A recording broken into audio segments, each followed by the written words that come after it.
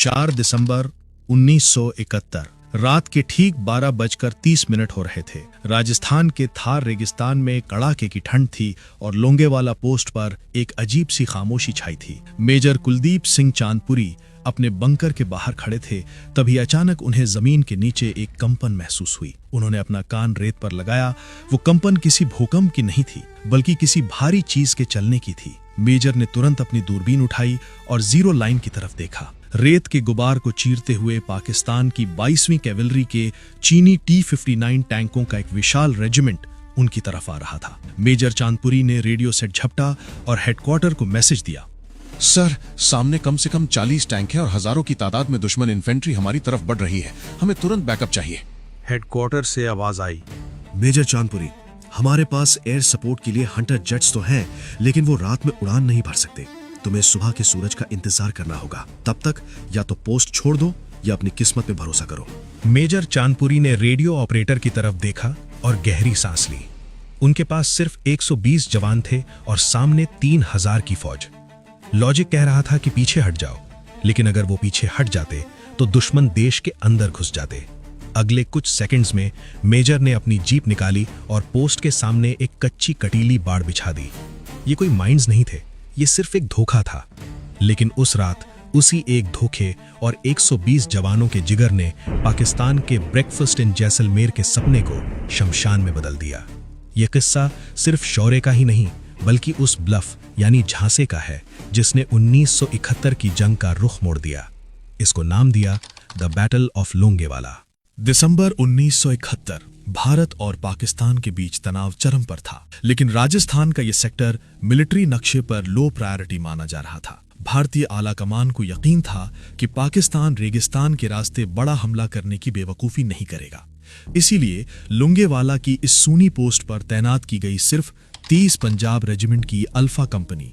कमान थी मेजर कुलदीप सिंह चांदपुरी के हाथ में।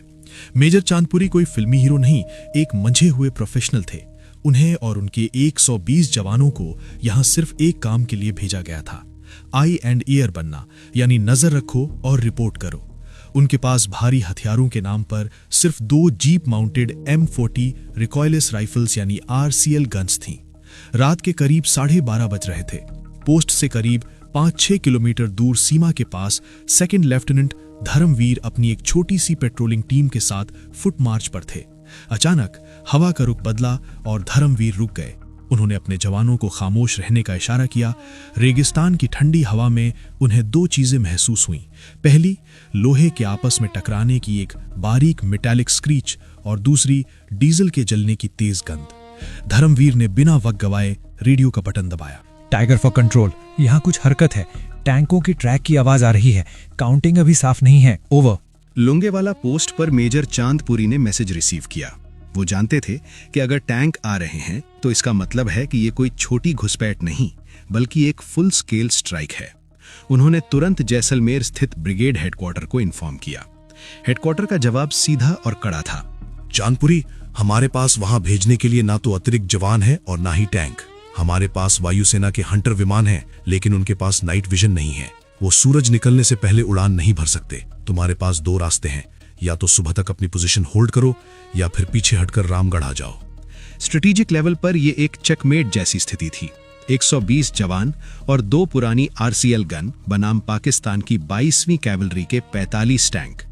चांदपुरी ने अपने सूबेदारों और जवानों को बुलाया और कहा, सुनो जवानों, दुश्मन की तादाद हमसे 20 गुना ज्यादा है। ये मुमकिन है कि कुछ ही घंटों में ये पोस्ट लाशों से भर जाए। हेडक्वार्टर का ऑर्डर है कि हम टैक्टिकल विड्रॉल कर सकते हैं, यानी हम अभी इसी वक्त ये पोस्ट छोड़कर पीछे रामगढ़ जा सकते हैं। कोई हमें भगोड़ा नहीं कहेगा, क्योंकि ये ऑफिशियल ऑर्डर है। लेकिन एक बात समझ लो, अगर आज हम यहां से पीछे हटे तो कल सुबह पाकिस्तानी टैंक जैसलमेर की सड़कों पर होंगे। मैं यहां से 1 इंच पीछे नहीं हटने वाला। जिसे अपनी जान प्यारी है वो अभी जा सकता है, मैं उसे नहीं रोकूंगा। लेकिन जो यहां रुकेगा वो कल का सूरज तभी देखेगा जब दुश्मन की लाशें इस रेत में बिछ चुकी होंगी। अगर ये पोस्ट ओवररन हो गई और दुश्मन हमारे सर पे आ खड़ा हुआ तो मैं कैदी बनकर उनके सामने घुटने नहीं टेकूंगा। मैंने अपने जूते में ये लोडेड पिस्तौल रखी है, जिसमें ये आखिरी गोली मेरे अपने लिए है। और अगर इस जंग के बीच मेरे कदम पीछे हटे या मैंने तुम्हें पीछे हटने का हुक्म दिया तो तुम्हें मेरी कसम है अपनी राइफल का रुख मेरी तरफ कर देना और मुझे वहीं ढेर कर देना। मेरी लाश इस लकीर के उस पार नहीं जानी चाहिए। अगले कुछ सेकंड्स तक वहां सिर्फ हवा की आवाज थी। किसी ने नारा नहीं लगाया, किसी ने शोर नहीं मचाया। बस एक एक करके उन 120 जवानों ने अपनी राइफल्स की सेफ्टी कैच हटा दी और अपनी अपनी ट्रेंचेस की तरफ मुड़ गए। वो चुप्पी चिल्ला चिल्ला कर कह रही थी कि उस रात लोंगेवाला से कोई पीछे नहीं हटने वाला था। उस रात मेजर चांदपुरी ने सिर्फ एक बटालियन को कमांड नहीं किया था, उन्होंने 120 इंसानों को फौलाद में बदल दिया था। रेत के उन टीलों के पीछे पाकिस्तान की पूरी ब्रिगेड ये सोचकर आगे बढ़ रही थी कि रास्ता साफ है। उन्हें नहीं पता था कि सामने कोई रेजिमेंट नहीं बल्कि 120 पेशेवरों की एक सैंड वॉल खड़ी है। असली खेल अब शुरू होने वाला था, जिसे मिलिट्री इतिहास में द ग्रेट ब्लफ कहा गया। रात के 2:30 बज रहे थे। पाकिस्तानी टैंकों का काफिला लोंगेवाला पोस्ट के इतना करीब था कि मेजर चांदपुरी अपने बंकर से उनकी हेडलाइट्स देख सकते थे। दुश्मन को यकीन था कि यहां कोई भारी डिफेंस नहीं है। उनके लिए ये जैसलमेर जाने वाले रास्ते की बस एक मामूली रुकावट थी। लेकिन मेजर चांदपुरी ने एक ऐसी स्ट्रेटेजिक चाल चली जिसका जिक्र आज भी मिलिट्री एकेडमीज में किया जाता है। मेजर चांदपुरी के पास एंटी टैंक माइंस की भारी कमी थी। उन्होंने अपने जवानों को हुक्म दिया कि पोस्ट के चारों तरफ सिर्फ कटीले तार बिछा दिए जाएं। ये कोई सुरक्षा कवच नहीं था, ये बस एक साइकोलॉजिकल ब्लफ था। जैसे ही पाकिस्तान के पहले T-59 टैंक ने इन तारों को देखा, उनके कमांडर के माथे पर पसीना आ गया। मिलिट्री प्रोटोकॉल कहता है जहां कटीले तार हैं वहां माइंस पक्की हैं। पाकिस्तान की पूरी इन्फेंट्री और टैंक रेजिमेंट वहीं रुक गई। उन्होंने अपने इंजीनियर्स को बुलाया और अगले 2 घंटे उस नकली माइंस को साफ करने में बर्बाद कर दिए जो वहां थी ही नहीं। इन 2 घंटों ने लोंगेवाला की किस्मत बदल दी। इसी दौरान मेजर चांदपुरी ने अपनी दूसरी चाल चली। उन्होंने अपनी 2 RCL गन वाली जीपों को रेत के ऊंचे टीलों के पीछे छिपा दिया।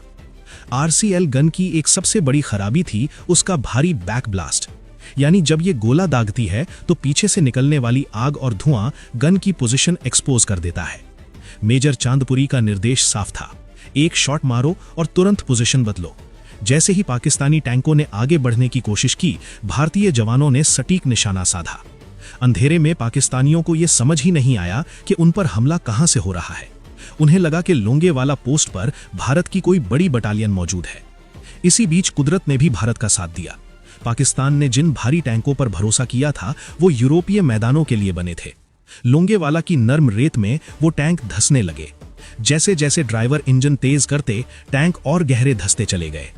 दुश्मन का शॉक एंड ऑ हमला अब एक ट्रैफिक जैम में बदल चुका था। सुबह होने में अब सिर्फ 3 घंटे बाकी थे। पाकिस्तान की स्ट्रैटेजी फेल हो रही थी, लेकिन खतरा टला नहीं था। उनके पास अभी भी हजारों की तादाद में पैदल सेना थी जो किसी भी वक्त पोस्ट को घेर सकती थी। चांदपुरी के 120 जवान थक चुके थे, गोलियां कम हो रही थीं और सूरज निकलने में अभी भी वक्त था। सारा दारोमदार अब एक ही चीज पर था, क्या भारतीय वायुसेना के हंटर जेट्स समय पर पहुंच पाएंगे? 5 दिसंबर की सुबह लोंगेवाला पोस्ट पर मेजर चांदपुरी और उनके जवानों के लिए पिछले 8 घंटे किसी सदी से कम नहीं थे। गोलियां खत्म होने पर थीं, जवान बुरी तरह थक चुके थे और दुश्मन की पैदल सेना अब आखिरी हमले के लिए पोजीशन ले रही थी। ठीक उसी वक्त जैसलमेर एयरबेस पर एक अलग तरह की हलचल थी।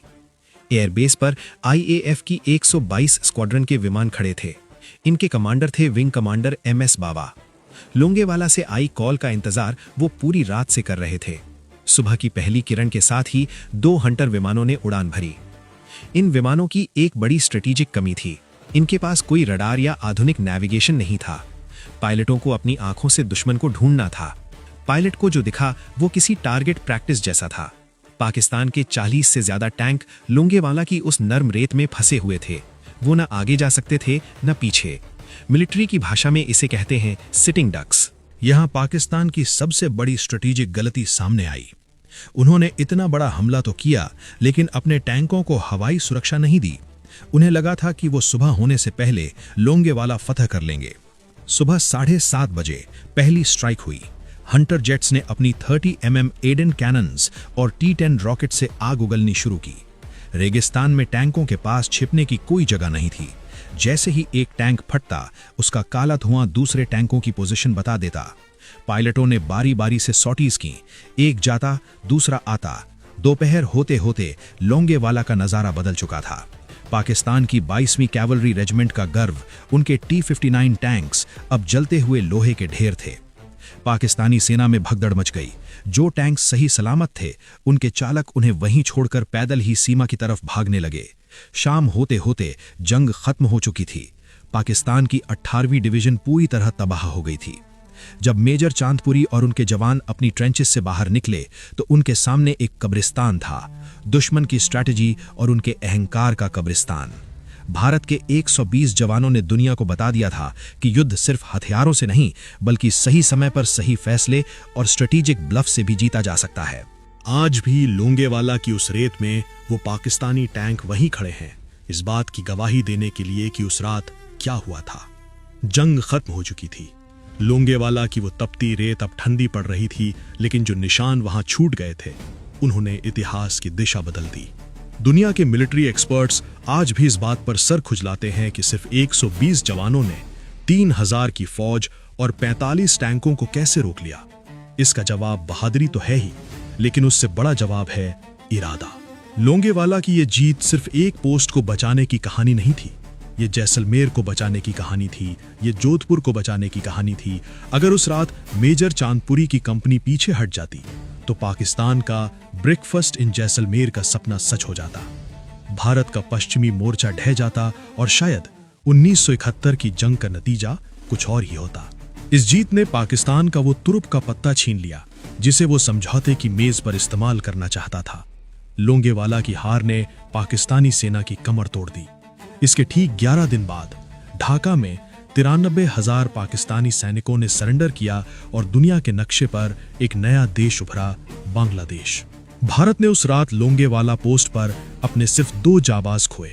वहीं पाकिस्तान के 200 से ज्यादा जवान और 34 से ज्यादा टैंक उसी रेत में दफन हो गए। आज भी जब आप थार रेगिस्तान की उन खामोश रातों में लोंगेवाला से गुजरेंगे तो आपको रेत के टीलों के पीछे से वो लोहे की रगड़ और इंजनों की गूंज सुनाई देगी। वो टैंक आज भी वहीं खड़े हैं, जंग खाए हुए, बेबस और लाचार। वो टैंक पाकिस्तान की उस सबसे बड़ी भूल की गवाही देते हैं जो उन्होंने 1971 की उस काली रात में की थी। उन्होंने सोचा था कि रास्ता साफ है। उन्हें अंदाजा नहीं था कि भारत की सरहद पर लोहा नहीं, फौलादी जिगर पहरा दे रहे हैं। इसे कहा गया द बैटल ऑफ लोंगेवाला, एक ऐसी जंग जो सिर्फ जीती ही नहीं गई बल्कि रची गई थी।